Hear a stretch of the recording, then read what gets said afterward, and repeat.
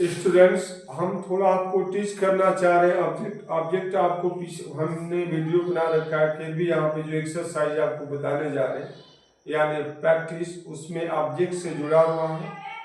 इस वजह से हम ऑब्जेक्ट के बारे में आपको जानकारी देना चाहते हैं। ध्यान दीजिएगा। देखिए, हमारा टॉपिक है ऑब्जेक्ट।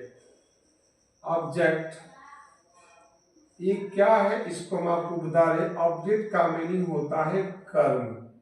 कर्म का मतलब ये होता है जो सब्जेक्ट के द्वारा क्रिया के माध्यम से किया जाता है। ठीक है, आइए हम देखते हैं कि कर्म बोलते किसको है।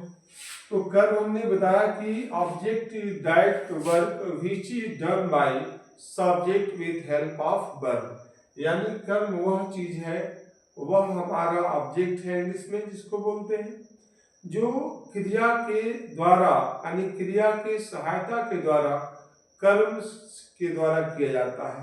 यानी सहायता किसकी दी जाती है, वर्ब की, पर वर्ब किसके द्वारा किया जाता है, सब्जेक्ट के द्वारा।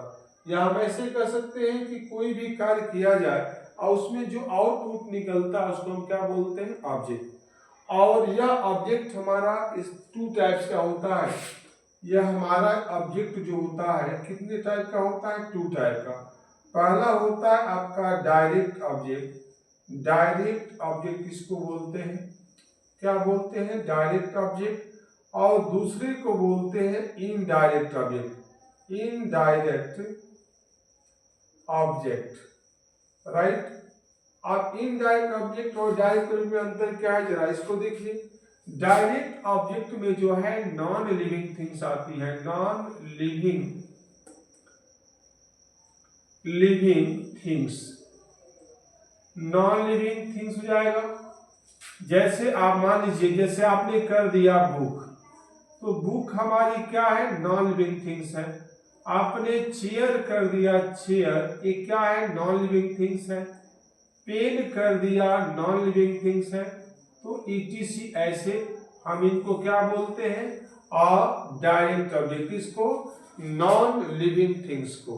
लेकिन वहीं पे जो हमारा इनडायरेक्ट ऑब्जेक्ट है, इसमें क्या होता है, तो इसमें हमारे जो पर्सनल प्रोनाउन है, क्या personal pronoun, I, we, you, they, he, she, it, ये सारे हमारे इनडायरेक्ट ऑब्जेक्ट के दायरे में आते हैं। इसके अलावे हम ऐसे कर देते हैं पर्सनल प्रोनाउन। पर्सनल प्रोनाउन जो होता है, personal pronoun and all living things, इसको बोलेंगे, क्या बोलेंगे, लिविंग थिंग्स।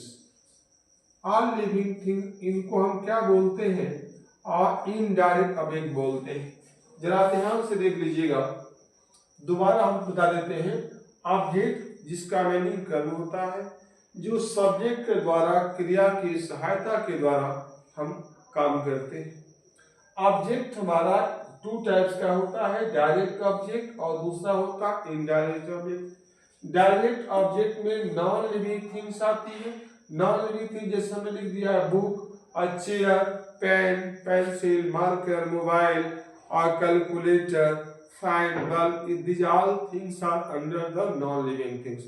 तो नॉन लिविंग थिंग जितनी भी है वो सब डायरेक्ट ऑब्जेक्ट के दायरे में आती है। और जो आप इनडायरेक्ट ऑब्जेक्ट देख रहे हैं, तो इसमें आपका पर्सनल प्रोनाउन जैसे आई, वी, यू, ही, सी आप देख रहे हैं, और ऑल लिविंग थिंग्स, ये सभी चीजें किस में आती हैं, तो ये आपकी आती है इनडायरेक्ट ऑब्जेक्ट में। ठीक है, आशा है कि आपको समझ में आ रहा होगा।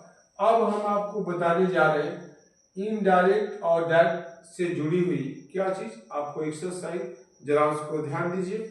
आइए देखते हैं कि उसको हम कैसे करेंगे। ठीक है, तो चलिए हम इसको इरेज कर देते हैं। आप चाहे तो नोट कर लीजिए, या जैसे आपको उचित लगता है you can do not down. अब इसको हम इरेज करके आपको बताएंगे क्या चीज, प्रैक्टिस ऑफ ऑब्जेक्ट डायरेक्ट और इनडायरेक्ट से जुड़ा हुआ। ठीक है, तो मिलते हैं नेक्स्ट वीडियो में, तब तक के लिए धन्यवाद, थैंक यू।